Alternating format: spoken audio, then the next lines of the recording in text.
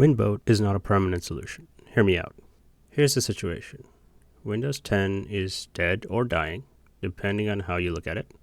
And you, yes, you, don't want to buy new hardware. With the prices of RAM taking off like a rocket, you're probably right about not buying new hardware. Looking for alternatives, you quickly find Linux and Windboat on YouTube.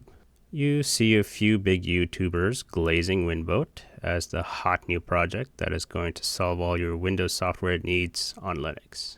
Now you can use your free and open Linux operating system and keep your Windows software too. It's the best of both worlds, right? Wrong. It's a temporary solution so you can immediately switch to Linux, but slowly transfer your workflow over to Linux as well.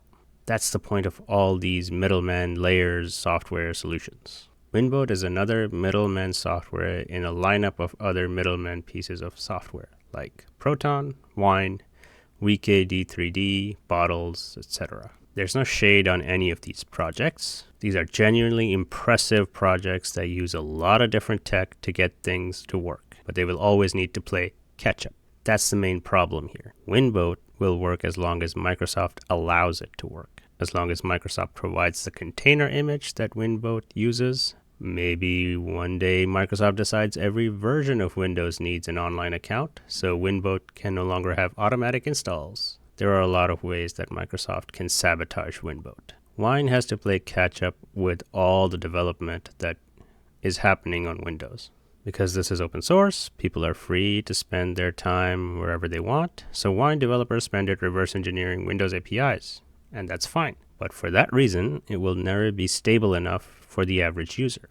Any update to your favorite program could crash your installation. Proton has the same problem. Whenever there's a new tech in gaming that gets introduced, Valve has to implement it into Proton to make sure games using that tech are compatible. The goal of all these projects, whether they know it or not, is to facilitate user transition.